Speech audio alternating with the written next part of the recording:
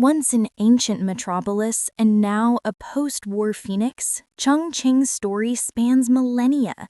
This city in southwestern China is over 3,000 years old, yet by 1945 it lay in ruins, bombed and shattered by the Second World War.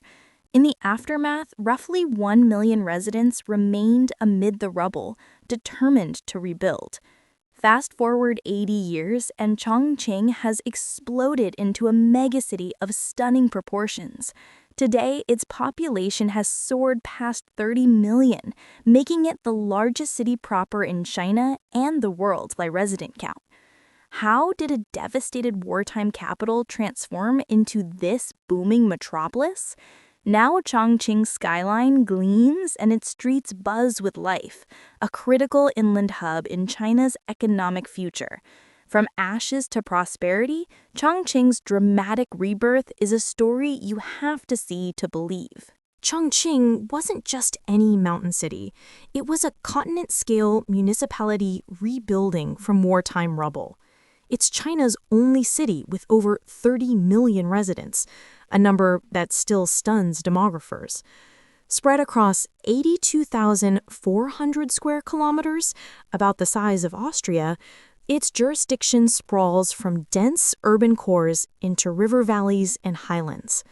Locals call it the Mountain City. Streets climb like stairways, bridges fly between cliffs, and in Liziba, a monorail literally passes through a 19-story apartment building, a made-for-TV moment that is 100% real. For much of the year, Chongqing lives up to its other nickname, Fog City.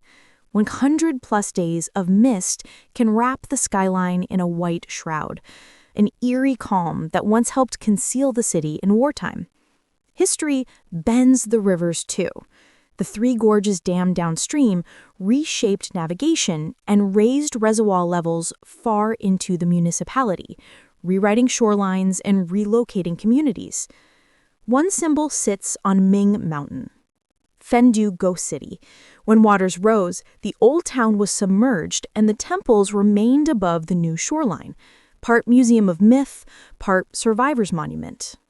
And above the Yangtze, the city's most cinematic commute glides from bank to bank, the Yangtze River Cableway.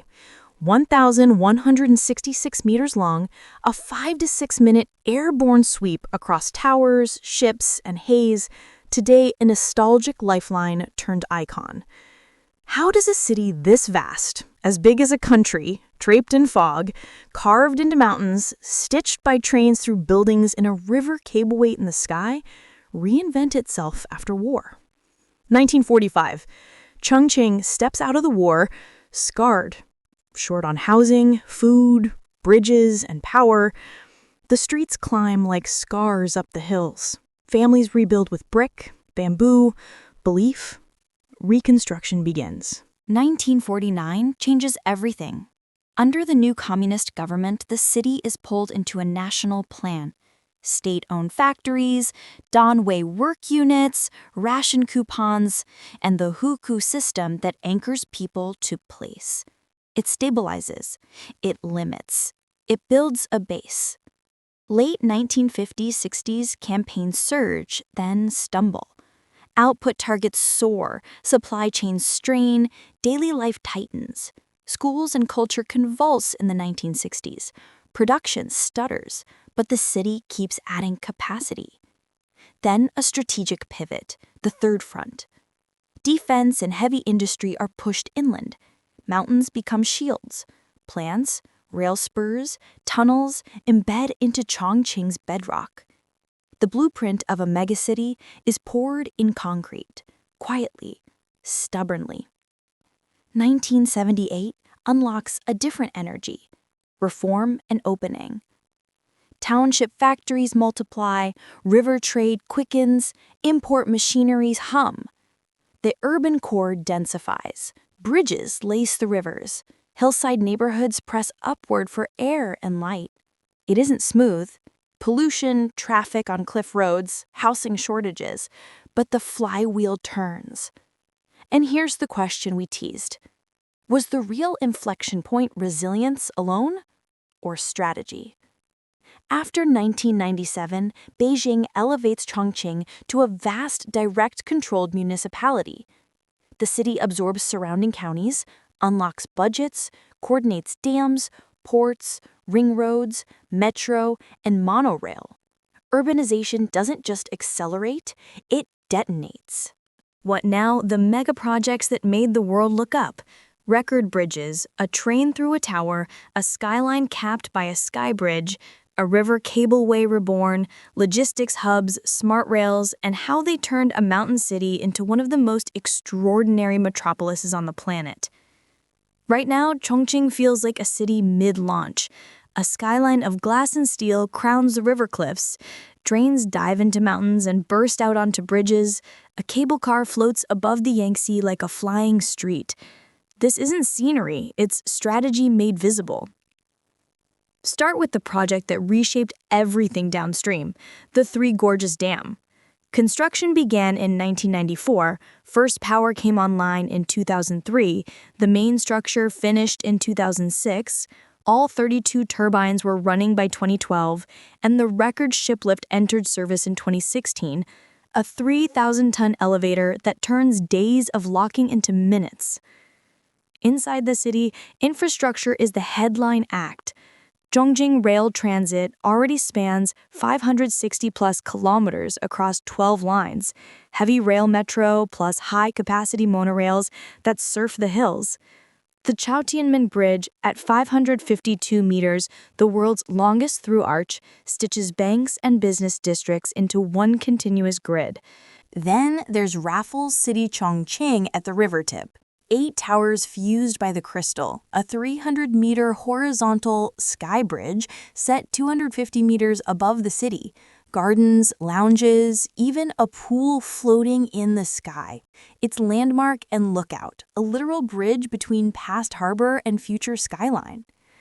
And for a 5-minute goosebump view, ride the Yangtze River Cableway, 1,166 meters bank to bank. Once commuter workhorse, now a moving balcony over a vertical city. Why visit now? Because few cities stage a bigger before and after. Walk Sikiko's old lanes, then look up at a sci-fi skyline. Cruise the rivers at night, chase dawn in Wulong's natural bridges, eat your way through alley steam and neon. And if you love spice, this is the capital of hot pot. Mala broth so electric it numbs and thrills in one bite. Fans don't beat this. They pilgrimage here. What's next? New metro lines, smarter river ports, the Western Science City, and continent-scale logistics via the new International Land-Sea Corridor, projects that keep stretching the map and compressing time. Chongqing isn't just growing, it's compounding. Chongqing has seen glory, tragedy, and the fight to rise again. From a wartime capital in ruins to a vertical megacity of bridges, rail, and light, this mountain city turned scars into structure. The post-1945 rebuilding forged resilience. The 1997 municipal upgrade unlocked scale.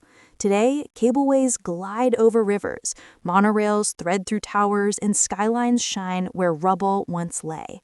This is not just recovery, it's reinvention. But where does the story go next? How does Venice protect itself from sinking into the sea? What secrets still lie hidden in Pripyat's abandoned classrooms? And which other cities carry scars we've yet to uncover? If you want more journeys through places that rose, fell, and rose again, subscribe to Satellite, leave a comment with the city we should explore next, and share this video with someone who loves traumatic urban stories.